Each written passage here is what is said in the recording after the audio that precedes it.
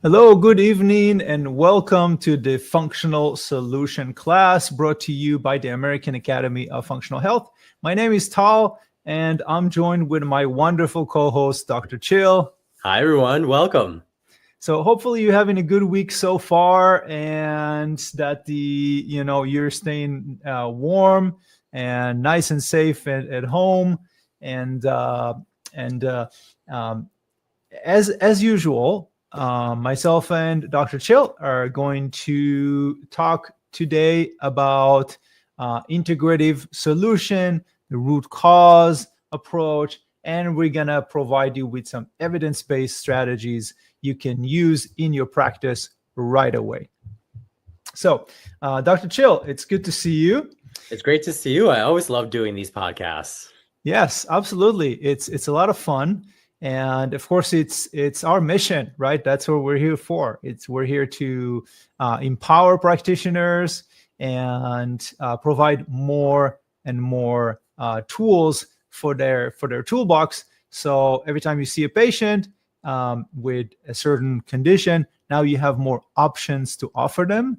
Right? Absolutely. I wish I had this when I was first starting out as a functional medicine practitioner. This would have helped so much because it's just clinical applications that you can apply directly, right? So if you're working with patients for specific conditions, I love having all of these pro tips. I would have loved having all of these things to do right away for your patients. Exactly.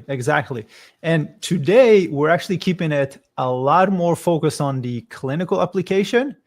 And we are going to dive deeper into the integrative medicine for cardiovascular health. And this is where we're trying to bridge the gap between what the research is saying and published studies and all of that into bringing it straight into your practices. And of course, this is where, sometimes people ask us, practitioners ask us, what's the difference between functional and integrative medicine? Right. And we get that a lot. yeah, exactly. And so the way we explain it, the way at least that I found it, like in my understanding of, being in kind of these fields for about 20 years is functional medicine is where you want to understand what are the factors that contribute to your patient's condition or symptom, right? So we previously talked about functional medicine as being the epigenetic, right? So when you go to medical or nursing school or PA school or pharmacy school, you're taught that the pathophysiology of the disease, or at least the etiology, is essentially either genetic or it is I've heard all sorts of reasons, right? Or unknown, idiopathic, right? And what we essentially do in functional medicine, we kind of unveil this mystery, right, of idiopathic or unknown. And essentially we're looking at what is the research and clinical studies are showing to us about epigenetics, which is the gene what turns on those genes or increase the expression of those genes, right? So if you want to know, if you got a patient sitting in front of you and they struggle with rheumatoid arthritis or the initial stages of dementia or Alzheimer's, or they have PCOS or whatever it is, right? And you want to know what's contributing to that, essentially the epigenetic factors, that's functional medicine. Now, on the other hand, if you want to focus more on, you got a patient in front of you and they're struggling with headaches, back pain, lots of inflammation, they also have some constipation, right, that they struggle with. And you want to know, what can I do right now to help them to improve their health and support them with those symptoms, improve those symptoms? Then integrative medicine is where you probably want to know integrative medicine, because that will allow you to have more tools in your toolbox. So you can say, oh, okay, you know what? For constipation, you can try this specific type of magnesium that can help. You can try this specific type of aloe right? If you have hypertension, you can try this type of, this type of compound, right? So that's where it's really important to know integrative medicine. And of course, so we're going to talk today about integrative medicine. I know, and one of the reasons I want to bring you on board, Dr. Chill, is because you have years of experience, over a decade of experience with using the integrative approach, right? The herbal medicine, the clinical nutrition, all these different strategies, right? Absolutely. And then sometimes with integrative medicine, there are practitioners such as MDs or PAs or NPs that do prescribe, right? And sometimes what they're looking to do is weaning their patients off of those medications and then bringing them more onto natural solutions. Sometimes that's a part of integrative medicine as well.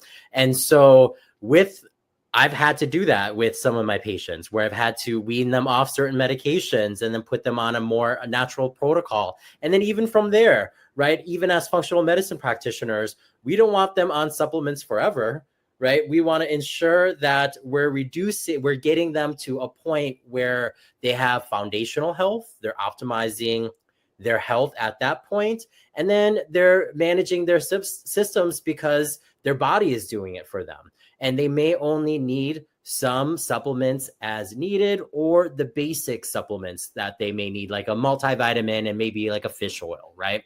But the whole point of functional medicine is to get their body to do what it's meant to do. Exactly. And I love that you mentioned that with especially prescribing practitioners, right? Where one of the major reasons is they want to reduce the dependency on drugs. Right. Because with polypharmacy comes the higher risk of potential side effects. Absolutely. Right. Some of them are mild, some of them could be more severe. And of course, the second part to it is that a lot of practitioners who are reaching out to us asking about this integrative approach or the functional medicine program are coming in because their patients are on the drugs, the dedicated drugs, but they're still struggling. Absolutely. Right. And then when we ask them sometimes, when you look at your patients, right, have you seen patients before that are starting on 2 drugs and then 5 or 10 years later, they're on like 7 drugs or 10 drugs, right? Now, what does that tell more you? Often than not. Exactly. What does that tell you about the patient? If your patient needs more medication, what does that tell you over time, right? To keep the same function, right? Or same symptoms at bay, what does that tell you about their health, right? So unfortunately, a lot of chronic patients are losing their health and function. And so they need more and more medication. And that's where many practitioners in our community are already understanding that we need to have an integrative approach. So primary care is important to manage their conditions while we work on improving their health. Now, and finding out what's causing the disease so we can remove the insults, right? And make sure they're not getting worse. Where I really like the integrative approaches that we're going to talk about today is that it's if you take what we're going to teach you today and you start applying it for patients with cardiovascular diseases, you're going to see how fast, easy, and affordable it is in comparison to other like functional medicine, other modalities, other, fancy treatment protocols, right? It's simple. It's like you pick 1 or 2 dietary strategy, 1 or 2, of whatever we're going to talk about, strategies we're going to talk about, if it's supplement, if it's this, and then you just make the appropriate recommendation when you see your patient. You don't have to dive deeper. You don't need an hour appointment and fancy functional lab for that. Like you can do integrative medicine even in a short 10 to 15 minutes appointment. Absolutely. Right. So that's why we love this integrative approach. Any practitioner should have in their toolbox at least a few options when your patient comes to see you. It's like, okay, here's a prescription, but next time they coming back and they're like, doc, I'm still struggling with this, right? What else do you got to offer them? Like more prescriptions, other prescriptions, or you say, you know what? Here's a couple of 2 or 3 additional options that we have that are more natural. They have a safer profile when used appropriately, and they should benefit you in the next 2 to 3 months, right? So that's what I love about the integrative approach. Easy, simple, affordable to do. And so today we're going to talk about cardiovascular. So why did we pick this topic, cardiovascular, to talk about integrative medicine? The main reason is because it's one of the biggest struggles that we have in healthcare, right? We got amazing medications and drugs and newer drugs that come in all the time. We have amazing imaging. We have amazing ability to treatment modalities, right? But cardiovascular remains the number one killer in the US and internationally, right? Abroad and globally, right? For example, in the United States, cardiovascular disease was reported to be the major cause of death in 1 out of 5 deaths, right? And so when we look at integrative medicine, it's like many patients are already on medications, but still have residual risk of complications. Some patients struggle with side effects. For example, I'm just going to name a few of the well-known ones that you probably already know. Statins can cause muscle ache, digestion issues, headaches. If you're prescribing a patient diuretics or calcium channel blockers, it can contribute to leg swelling, cramps, or fatigue. ACE inhibitors like lisinopril can cause dry cough, tiredness, fatigue, dizziness, right? So these are all different examples of medications that can cause side effects, right? And the third option is patients are also looking for more natural ways to support their health instead of more drugs, right? And they do want a plan to help them instead of continue to struggling with symptoms or concerns or developing complications, right? So it is going to be benefit for us as practitioners and for patients to have more treatment options that are simple, affordable, and they can apply right away. So with this integrative perspective that we're going to talk about today, it really invites a much broader model than just prescribing a pill and sending them home. And so let's take a look at this integrative. So if you're asking yourself, like Tal, how would I do that? How would I integrate this into like a short visit, right? So essentially, there's different steps in the integrative care flow that we're looking at. Some of it is more functional, some of it is more integrative medicine. But step number one, when you're offering comprehensive care, this is an ideal world.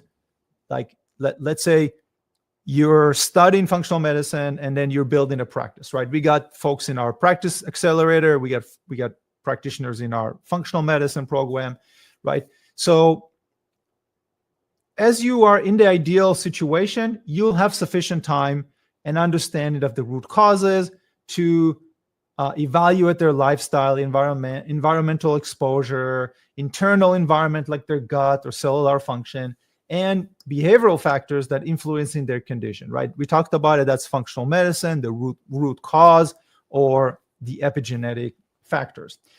Step number 2 is really educating about what it is that's happening in their body, right? So for example, you find that they have bacterial dysbiosis in their gut, they struggle with fatigue or inflammation or weight gain. You explain to them, how is that related? Like changes in the bacteria in the gut, or have bacteria in the gut that are unhealthy or overgrowing certain bacteria can cause, right, can contribute to metabolic dysfunction, right? So that's one way of explaining it, right? If they have endotoxemia, if that causes endotoxemia, then that now also contributes to inflammation, right? So you educate the patient, now they understand the connection, and then from there you have the specialty labs you can order and all that stuff. But in the integrative approach, I can actually use it to help the patient that is sitting in front of me right now, right? I don't have to wait for the labs. I don't have to wait for all that stuff. I can just start right now. So maybe making one simple lifestyle adjustment, right? We're going to talk about some examples today. Maybe one dietary specific strategy they can start using, right? Number 5, maybe 1 or 2 supplements that are targeted for their condition or symptom, right? And altogether, that already starts moving them in the right direction. So when I see them next time, they are, when we look at everything that we're going to talk about is evidence-based today. And so next time that I see them, I know, okay, this particular supplement, we did 3 months, it reduces, let's say, chronic pain or hypertension, or reduces blood pressure, right? So this is essentially we're looking for simple, affordable, and strategies to integrate right now for your patients that need help. And that one makes you a much more valuable practitioner than anybody else in your city, because you provide them with recommendations, integrative recommendations that other practitioners cannot. And remember that 8 out of 7 or 8 out of 10 adults in the US are taking supplements. So they're actively looking for additional things that they can improve in their health. And then, of course, the second thing is we want better clinical outcome for our patients, right? So that's essentially the easiest way we can kind of summarize this approach and how you can start using it right away. So everything we teach you start using it right away, because the end result is really making a bigger impact in our community and helping your patients. So Dr. Chill, from let's say your over 12 years of experience, right, with practicing and also mentoring, coaching other practitioners to do this successfully, what would you say one of the major strategy that we want to go into first?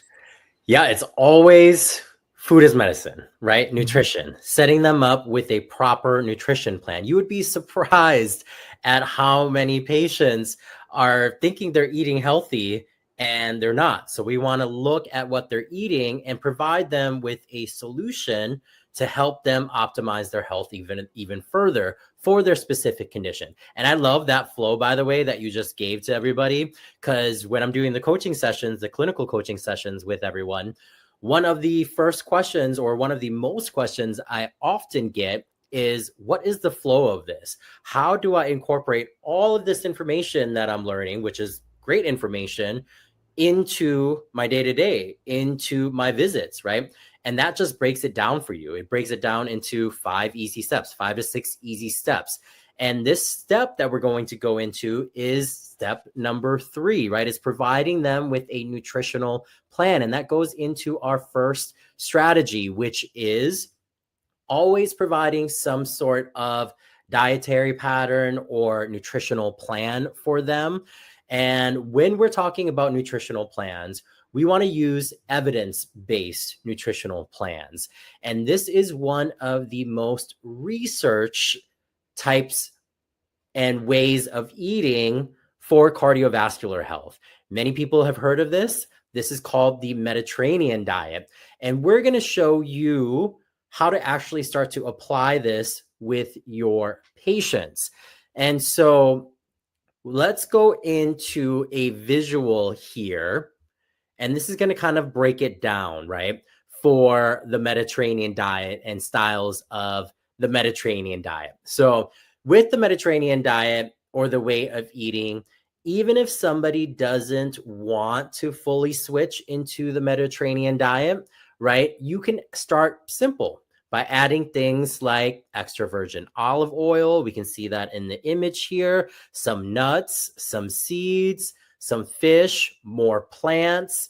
These are all beneficial for the cardiovascular health. In fact, there was a landmark study that was published in the New England Journal of Medicine, and this was known as Pre-Med trial.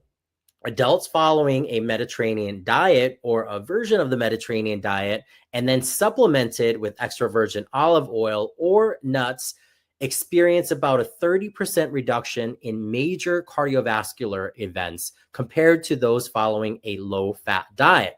So what I was referring to is starting small with your patients, right? If they can't switch fully to this way of eating, starting with just adding in the extra virgin olive oil, the nuts, the seeds, the fish, more plants.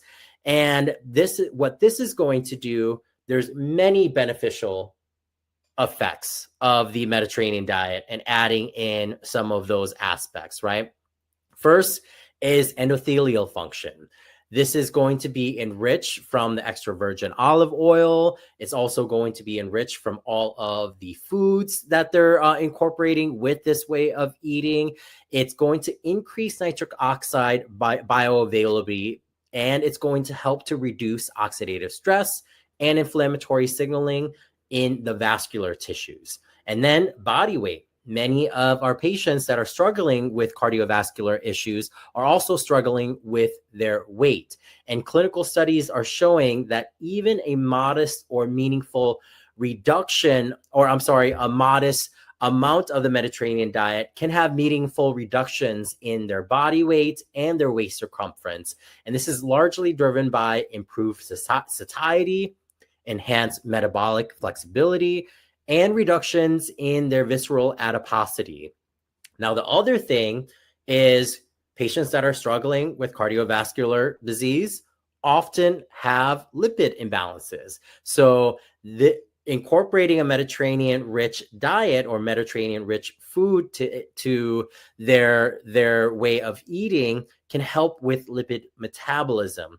There are phenolitic compounds and monounsaturated fats in extra virgin olive oil that can help to lower LDLCs, improve HDL-C ratios, and then reduce postprandial lipidemia and decrease LDL oxidation. That is the form that actually creates atherosclerosis.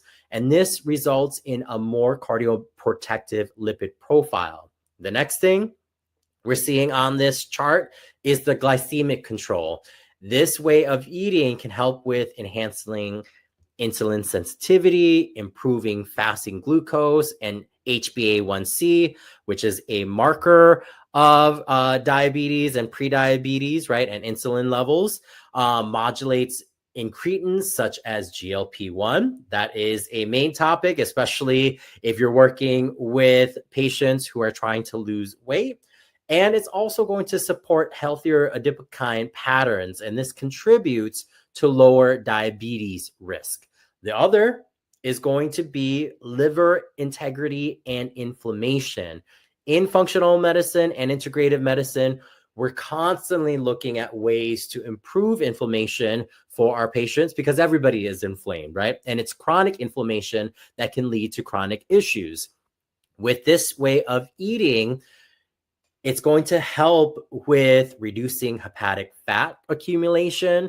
It's going to downregulate inflammatory pathways. It is going to improve biomarkers of the liver function.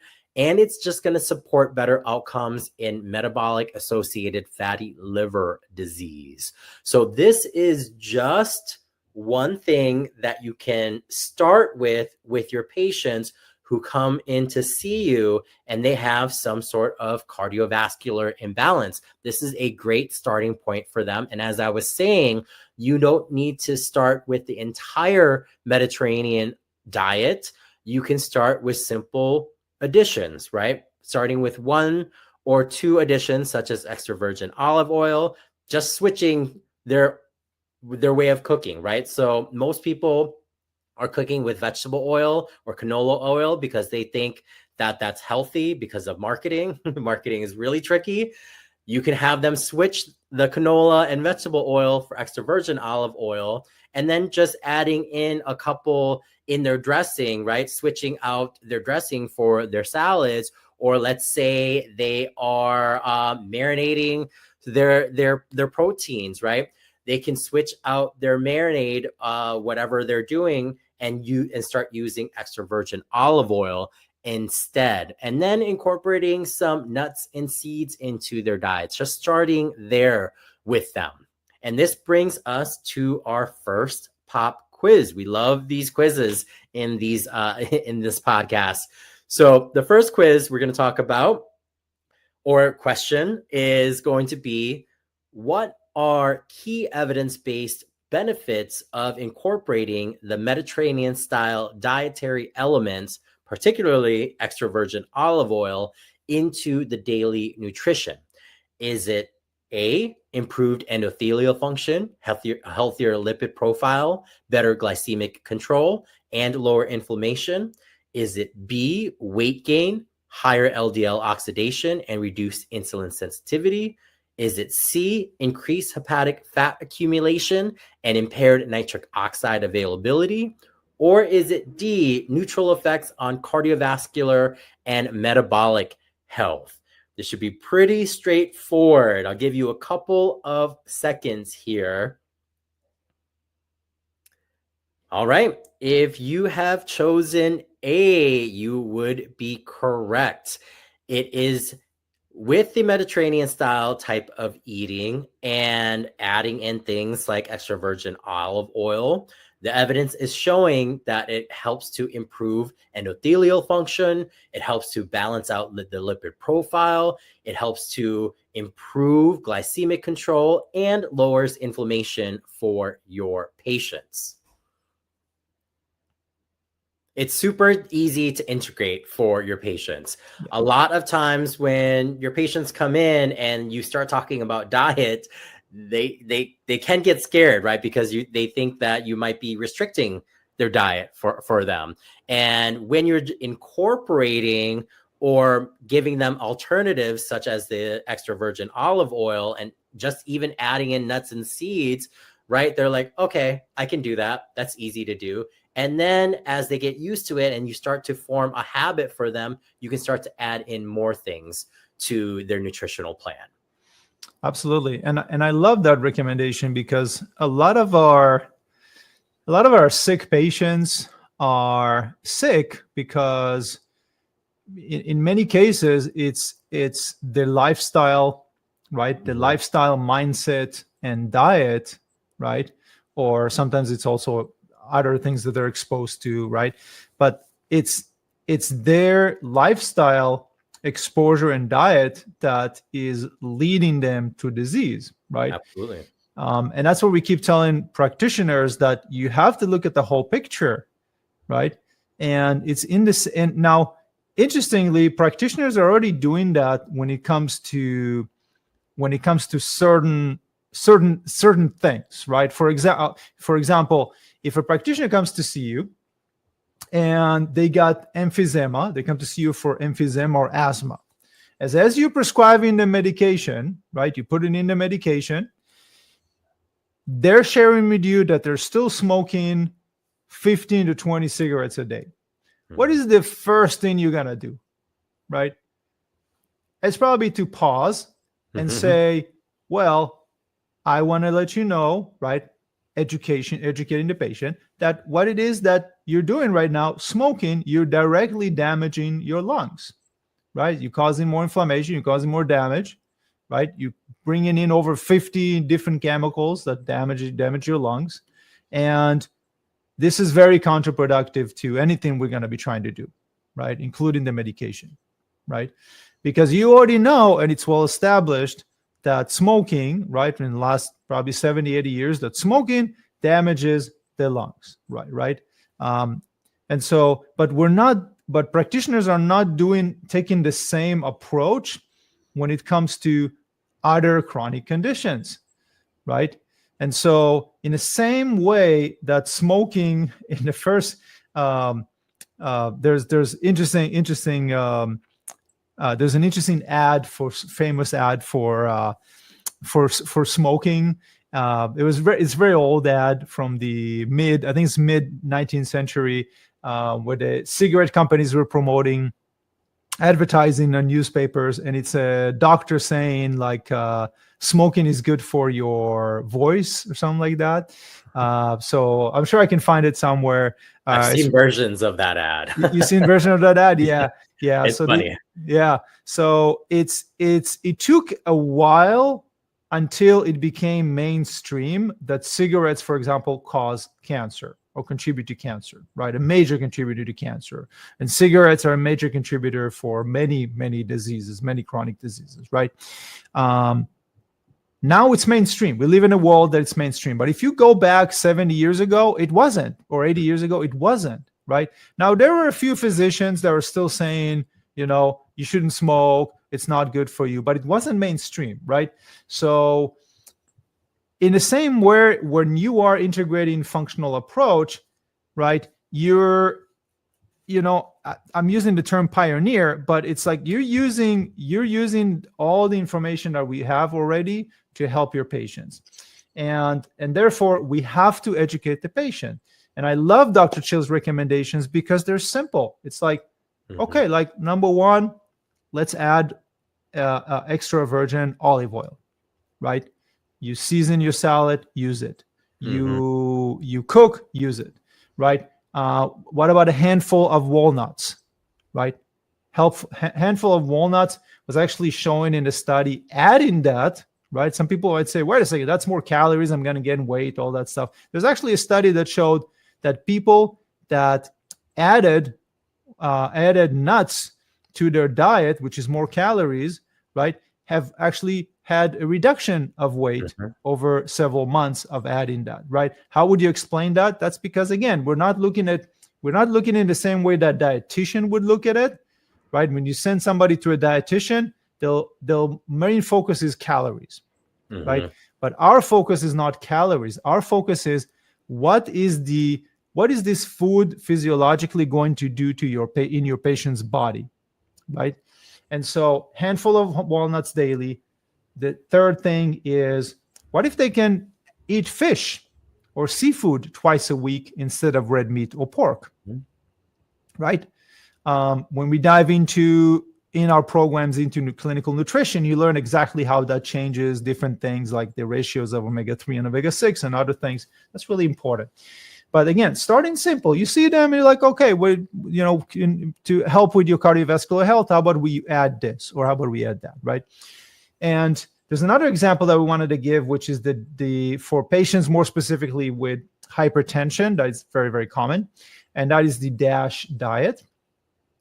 DASH diet has actually been around for a while. There are multiple studies that are published in several major journals, and it's really not about, when we talk about diets, it's sometimes for us practitioners, it's better to not even mention the word diet, because it has this very significant connotation for some people, right? But maybe taking the principle of that diet, and that's what we're here for. We're here to distill the essence of what is the thing that is working, so you can consider that for your patient. But for the DASH diet, there's this really interesting. There's essentially meaning to reduce the amount of sodium for 1,500 milligrams daily, and we want to do that by replacing things, right? So there's one particular study. We're going to put here the citation again. So this is a study published in the Journal of Human Hypertension, and they reviewed 17 clinical trials. This is a meta-analysis. So they looked at different trials with over 2,500 participants, and the DASH diet was found to lower systolic blood pressure by an average of 7 points and diastolic pressure by about 3 to 4 points. That's significant by itself as a simple intervention, right? And this is often achieved just within a few weeks, right? And so what does the DASH diet focus on? Reducing sodium, adding fruits and vegetables to the patient's plate, and whole grains, right? If you just add those three things, like every time you see the patient, you just talk to them about one thing. Next time you talk to them about ways to introduce more fruits and vegetables. Third time, ask them, how can they eat more beans, legumes, right? Whole grains, right? So we're going to give you, we're going to make it easy and simple for you. So we already have your first recommendation for patients with hypertension. So instead of trying to take away salt from them, because people love the salty flavor, we all do, we can replace it. So if you have in 1 tablespoon, right, 1 tablespoon, you got 6,900 milligrams of sodium.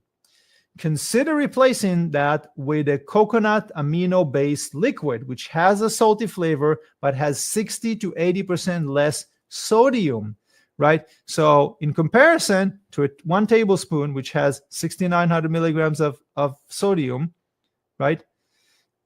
This has the coconut aminos have 230 milligrams of sodium per 1 tablespoon. So you can see that it's a significant difference. And there is actually products that you can spray. There's a little spray, and I think it's Bragg. Bragg is the company that has like a spray, and you can just spray it on the foods or salad, and it makes it taste more salty. So that's something that could be helpful for patients. So instead of trying to take away something from them, which feels like really hard, and they're going to become very defensive about it, just tell them, hey, can we look into this product, the coconut amino acid based liquid?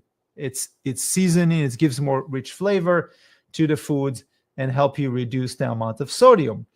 So with that being said, let's jump into pop quiz number 2. What are key takeaways for patients adopting the DASH diet, which is DASH stands for dietary approach to stop hypertension? A, focus on eliminating all carbohydrates and increase sodium intake for electrolyte balance. B, the DASH diet lowers blood pressure primarily through medications rather than dietary changes.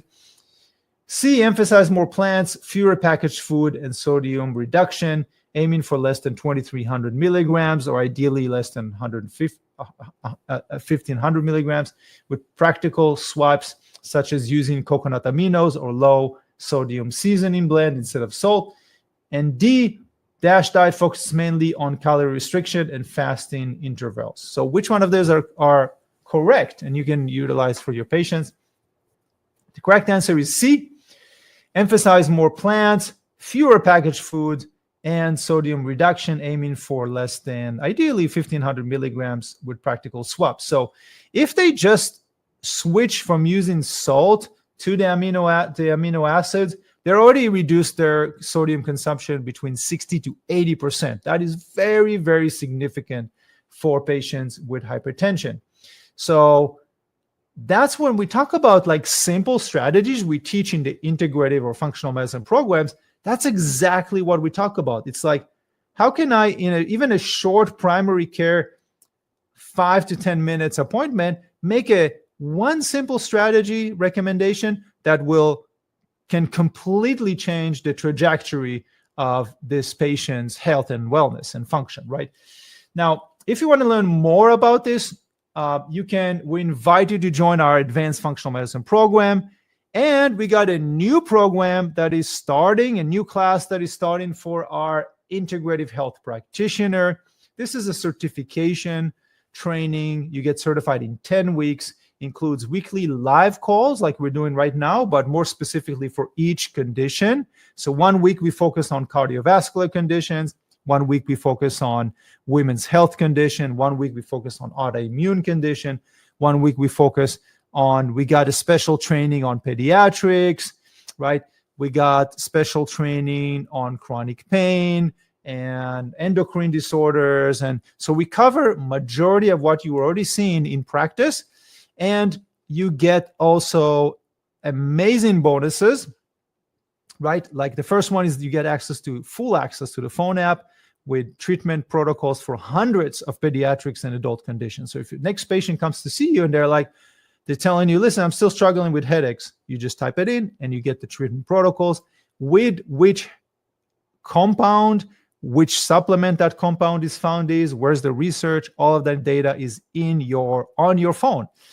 Patient has PCOS, they got declined memory, they got whatever pediatric or adult condition, you just type it in. we get access for that. Then you also get a ticket to the Integrative Pediatric Care Summit, which is a really cool summit that will have the we're going to talk about both functional and integrative medicine to help with pediatric patients. And there's a special class in the integrative health practitioner about integrative blood chemistry analysis. So what are natural ways to achieve balance, to balance your patient's health when you get their lab results, right?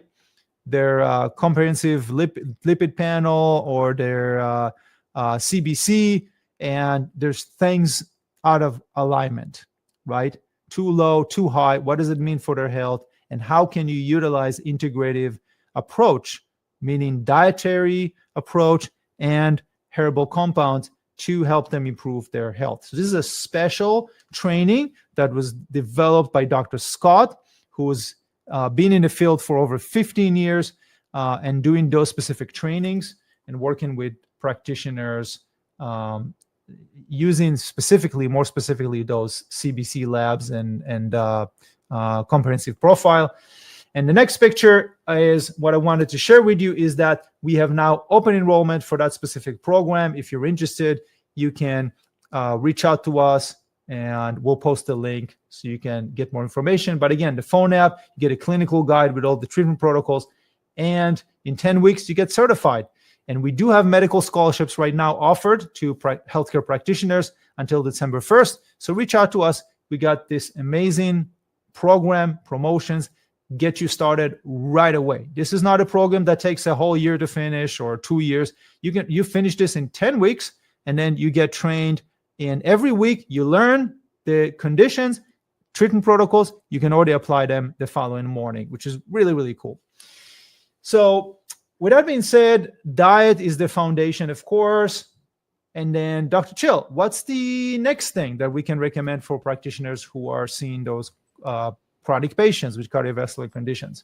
Yeah, now that we want to provide another option, right? So the first thing was nutritional and some alternatives, right? I love the cocoa aminos, by the way. I make a lot of soups, and instead of salt, I use the coconut aminos, and it's great. And I'm not over salting myself, right? And my family members, and it tastes really good as well. I actually like it better in my soups than using it with salt. And your patients actually start to report the same thing when they start using the coconut aminos as well. The next thing we want to look at are some lifestyle recommendations. This is your second strategy for them. So you don't have to do all of these recommendations all at the same time. If your patients can handle it, you can add in multiple things, but you want to work with them, right? So the next thing you want to talk about is how they are reducing their stress or what they're doing with their movement. And there are multiple studies that showed that just walking, simple thing of walking, this underrated thing of walking, especially among previously inactive individuals, can lead to an association with meaningful improvements in their cardiovascular related biomarkers and clinical measures. And there was a study done by the Journal of Cardiovascular Development and Disease, and this was in 2023. What the researchers did was they took a group of sedentary older adults with hypertension. The average age was about 73. These were people who were generally inactive, and they were taking fewer than 4,000 steps per day at baseline. And let's pop up a picture here so you can see what happens when we added in, or when they added in some steps for them, about 3,000 steps per day. What happened was they had about 30 to 40 additional minutes of walking, depending on the pace, right? This was just the 3,000 steps. You can work up to this goal with your patients, and you start gradually and continue the routine and work up to 10 to 20 weeks. With the simple walking, it led to improvements in their blood pressure. Their systolic blood pressure dropped from an average of 137 to 130. Their diastolic blood pressure dropped as well from about 81 to 77. And these improvements occurred within 20 weeks, and early improvements began by week 10. And then it worked for patients that were on and off medications. How many patients do you have that are on medications? This is going to work for them even if they're on medications. And in both groups, it worked with blood pressure medication. They saw additional reductions. And even if they weren't on medications, they experienced significant blood pressure improvements. And why this matters is that the authors concluded that adding in 2,500 to 3,000 extra steps per day, again, that's an equivalent to 30 to 40-minute brisk walk. This is really feasible for your patients, and it's clinically meaningful for adults with hypertension, even with those who are older in their 70s. So how would this look for recommending this with your patients? This is something that this is how you would tell your patients, right? We can say, here is some information on just adding in some steps, right? This is something that can be really easy to do. You can start with 10 to 15 minutes of continuous brisk walking each day, and you can aim for a pace where you can talk but not sing comfortably. And let's say that you continue to do that after about 4 weeks. Usually you will see them in a follow-up at this point, and you could bring this up. If things are going well for them, we're going to step up the pace a little bit, right? We're going to go from that 10 to 15 minutes of continuous brisk walking. Now we're going to add in 20 to 30 minutes daily, or split it between 2 15-minute sessions. If they have a dog, even better, right? Most people, on average, they walk their dog for about 5 minutes.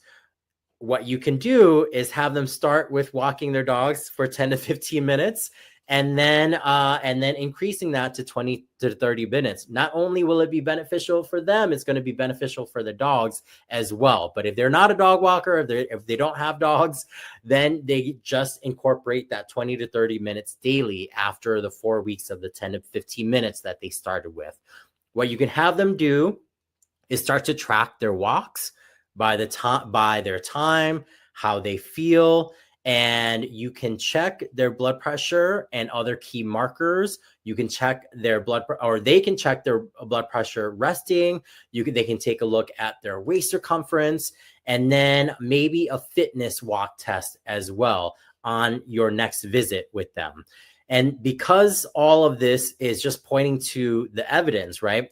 Walking not only lowers their blood pressure, but it also improves their aerobic fitness. It helps to improve their body, and it manages their blood sugar and insulin better.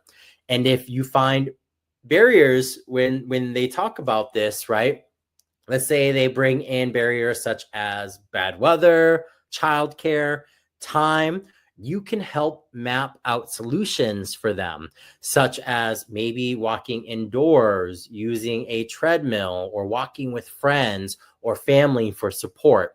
And again, you're going to check their blood pressure in about 8 to 10 weeks, and then about 20 weeks. And then what's great about this is this kind of walking helps whether you're on medications or not. It's one of the easiest and most effective habits of lowering blood pressure for your patients and improving their overall cardiovascular health.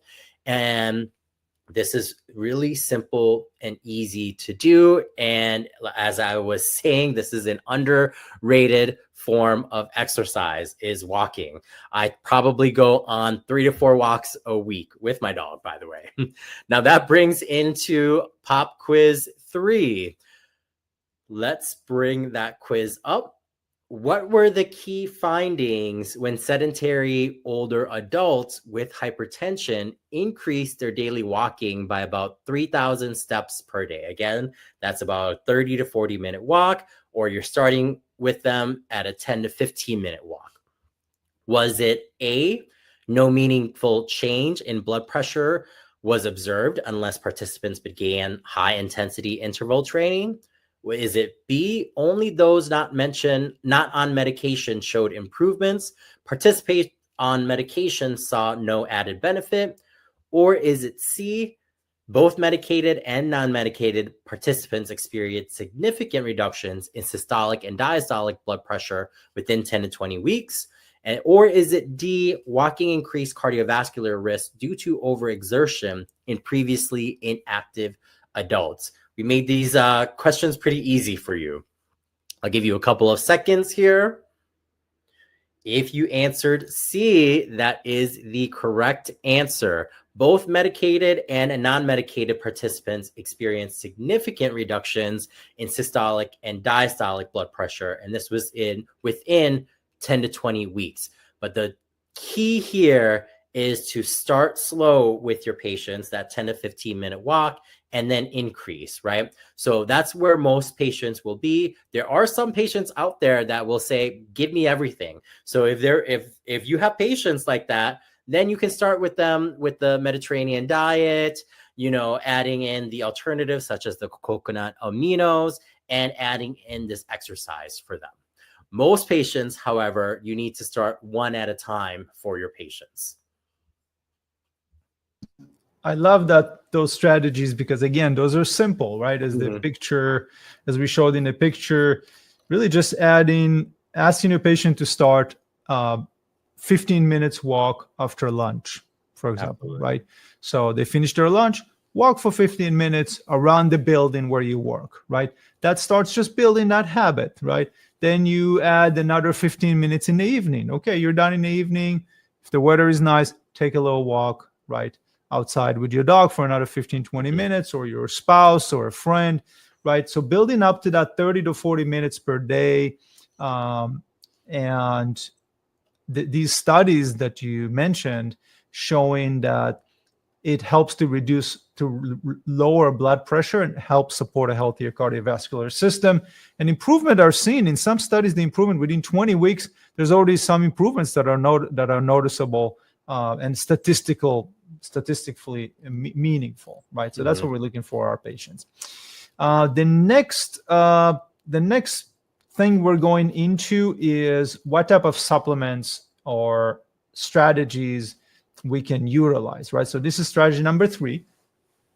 Now, we talked about diet as the foundation and lifestyle, and then, of course, now we're getting into nutritional herbal supplements.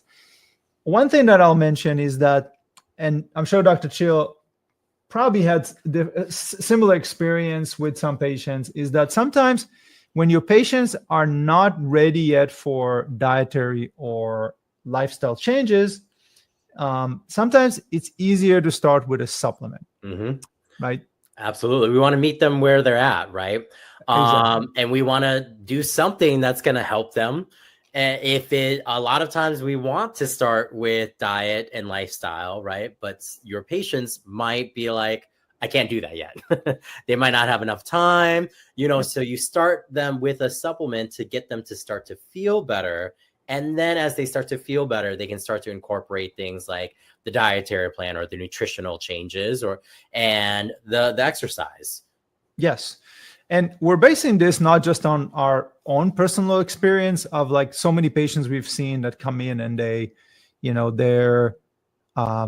keep struggling, and you're like, okay, well, here's something simple you can start from today. Like for your specific condition or symptom or what's going on with your body, this would be the supplement for the next 3 months, right? And they take that and it's like, okay, it's simple, it's easy, it's not too expensive, right? And they can start utilizing it. And the second reason is, as Dr. Chill mentioned, is sometimes they're not ready. And of course, sometimes, especially if it's a new patient, they're still really evaluating if you're the right person for them. So obviously, we don't want to overwhelm them with too many things. And statistically, about 7 or 8 out of 10 Americans, so about 70 to 80% of Americans, adults, are taking supplements. By the way, a lot of also adults buy supplements for their kids, right? So a lot of us are conditioned to take multivitamin, or if we got something, we can look for a supplement, right? A lot of your patients are thinking that. If you don't think in that way and you don't talk to them about supplements, then where are they getting their recommendations, right? They're probably going to Dr. Google and saying, Dr. Google, what should I take for my neuropathy, right? And then they end up in an ad somewhere buying a supplement that is either lower grade supplement, or it's just not what they need, not the right compound, not the right dosage, right? It's a waste of time and money for those patients, and sometimes it could interact with some of the medications, right? So that's why the recommendation should come from you, the practitioner, right? Which will be beneficial for them, and it's going to be the appropriate in dosage and specific compound. So one of the simple examples that we give is something that Dr. Chile already mentioned, right? Dr. Chile mentioned omega-3s, right? So there was a particular study that this was published in the Journal of American Heart Association, 2019. They found that daily supplementation of omega-3 was associated with an average 8% reduction in heart attack and coronary heart disease death. That's incredible, right? And we're going to post here the citation. So we're going to post the citation on the screen right now. This was published in the JAMA, Journal of American Medical Association Internal Medicine, in 2018. And it's incredible to see that just like a simple intervention, right, that probably costs $20 to $30, you can already benefit significantly. Because when you write a prescription for a patient, it's not just to say, check the box and say, yeah, I gave him this medication for this condition. It's also, what else can we do to improve the end result, which is better health and function, and reduce the risk of those heart attacks, coronary heart disease, or deaths, cardiovascular deaths, right? Right. That's really why we prescribe them. It's not just to say I prescribed medication. It's really to focus on the end result, right?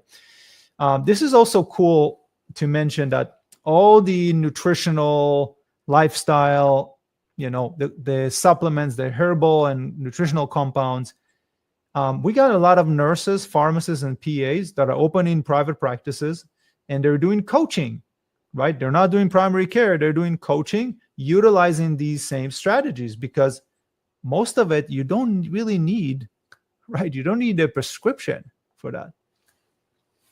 Right, absolutely. And it's easier for the patients to get at times too. Absolutely. Or I guess the clients at that point, because they're consultants. Exactly. Or they're coaches.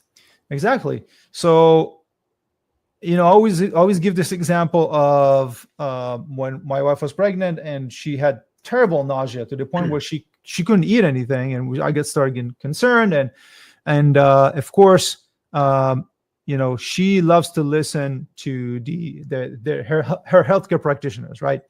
So even though I already know so many things that can help her, she wanted to check in that everything is okay, right, with her healthcare practitioner.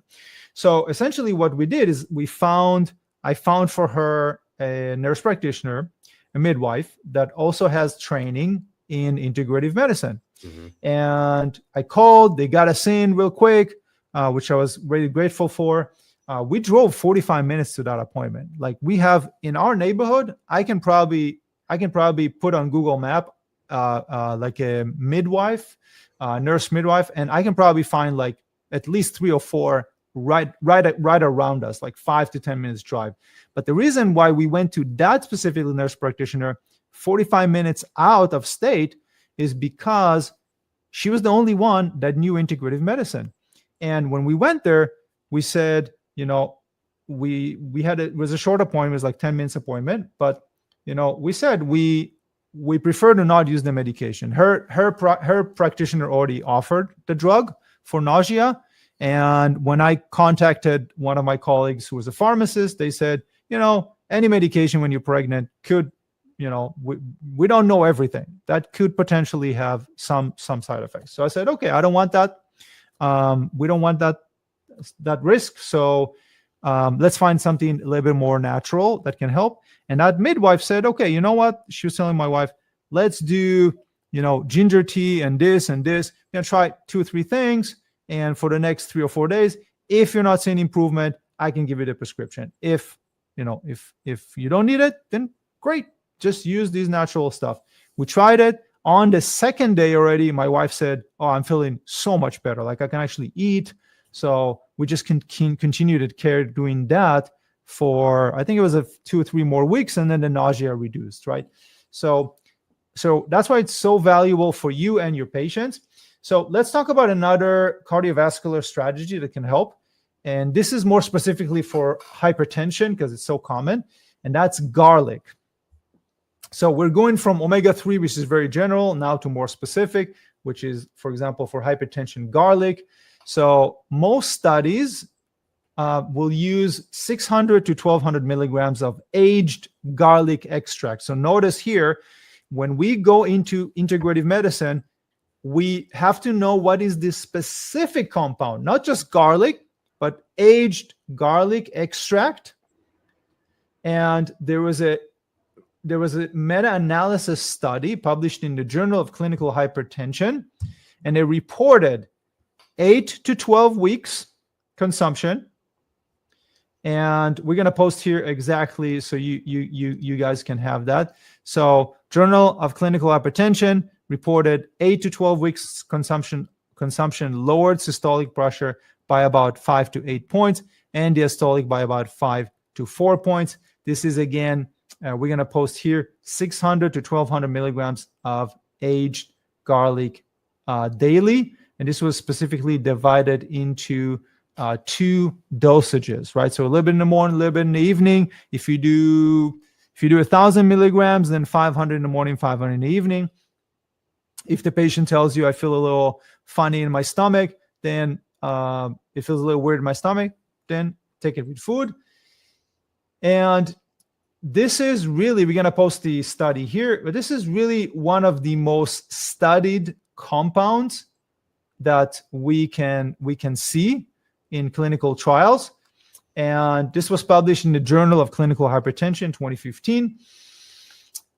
This is one of the most well-tolerated also form. Now, one thing to be careful is with patients that are taking anticoagulants, like warfarin. So if they are on anticoagulants, there are other recommendations that we can make to help them reduce blood pressure.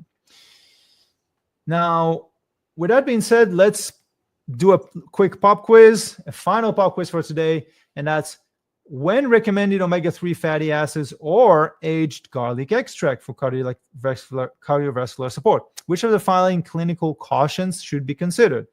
A, both supplements are contraindicated in all older adults due to low absorption rate. B, omega-3 might have mild blood thinning effect, and aged garlic extract can potentiate anticoagulant or antiplatelet medication. C, garlic extract raises blood pressure in patients taking beta blockers, while omega-3 causes severe electrolyte imbalance. D, there's no known medication interaction or side effects associated with either supplement. What's the correct answer here? Okay, so the correct answer is B. Omega-3 in higher dosages might have mild blood thinning effect, and aged garlic extract can potentiate anticoagulant or antiplatelet medication. Now, one thing to be said about this is, of course, that omega-3 is one of the safest things nutritionally, supplementation that we know of. If you're eating fish, you're going to get lots of omega-3s, right? Some fish or seafood, you can get up to like half a gram to like 1 or 2 grams of omega-3s just in one meal. So you should not be afraid of recommending omega-3s, right? You should always monitor your patient's INR, but typically up to 3 grams of omega-3 per day is considered to be safe, right? Now, of course, when we start integrating herbal medicine or highly concentrated aged garlic extract, then we have to be more conscious. We have to ask for the patient to see their INR, making sure that they're monitored by their prescribing practitioner, or if you're the prescribing practitioner, you can monitor them yourself, or just start at the smaller dosage. That's also a possibility.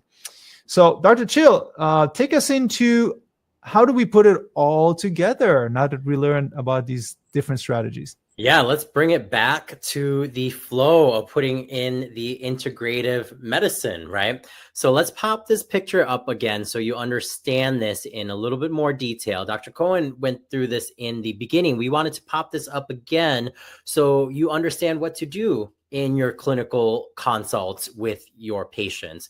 And you could do it in 5 easy steps, right? This is all about doing one, which is evaluating what's happening with them. And when we talk about evaluating, you want to look at their lifestyle, environmental, behavioral factors. These are all the different factors that may be influencing their condition.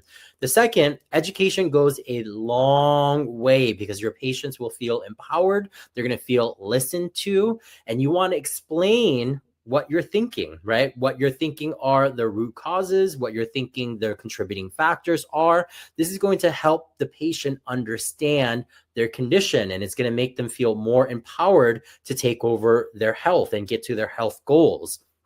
The third, we get the third, fourth, and fifth, right? We gave you these different strategies such as lifestyle, dietary guidance, and supplement strategies. So you can start incorporating everything that we were talking about into your patient flow, into that integrative care. And this is all meant to help you apply what you're learning right now into your day-to-day, into your tomorrow with your patients.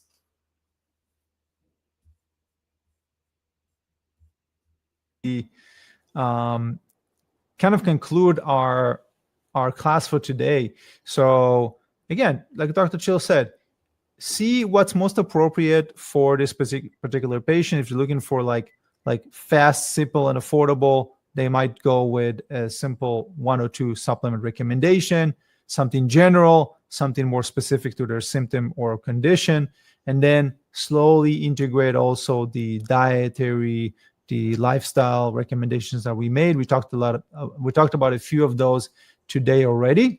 And of course, all of this is being taught to you in the advanced functional medicine because we combine integrative and functional all together. Now, if you want to just focus more on the integrative medicine part of it, then of course we got the integrative health practitioner certification, where we have open enrollment right now until December 1st, where our first class is starting. And then it's 10 weeks.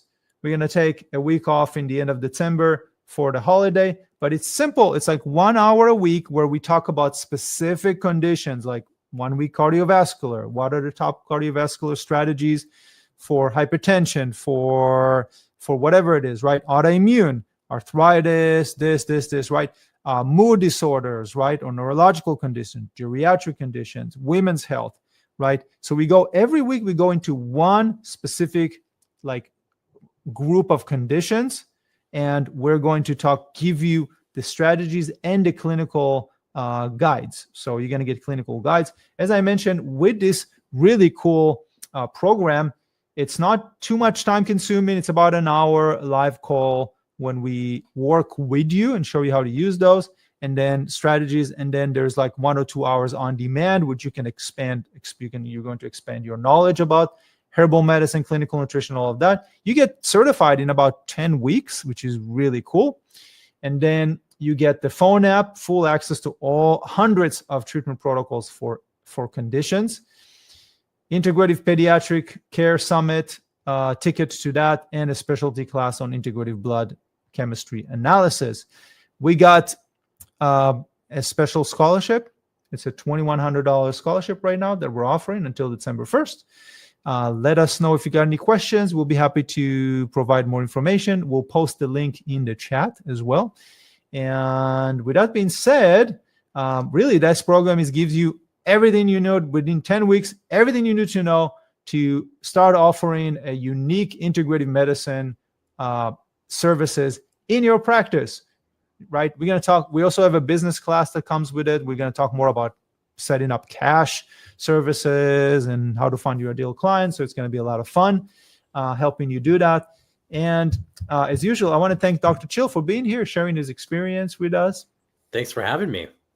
And if you are in our Functional Medicine Advanced program, make sure to book a call with one of our mentors. The first thing you want to do is book an onboarding call when either Dr. Chill, Dr. Esha, or Dr. Kim is going to show you how to use the clinical tools that we have for you. The second thing is do some case studies. Let's get some clients on board. I used myself as my first functional medicine client. I wanted to improve my own health. Let's do that. Let's get you on board. Let's get you started applying functional and integrative medicine. So I also want to thank our media team for allowing us to be here with you. And we are really setting up everything for finishing up strong in 2025. So you are going to become the go-to person for your community and offer new services in 2026. Maybe offer private consultations, make some extra money, build a practice, whatever it is that you want. 2026 is going to be yours. You make of it whatever you want to make of it, right? So we're here to help you with some great opportunities. And of course, your success is also our success. So that's why we're here with you every week. So I want to thank all of you for being here, for showing up, learning, growing your skills, being there for your community. And I hope you take care in the meantime.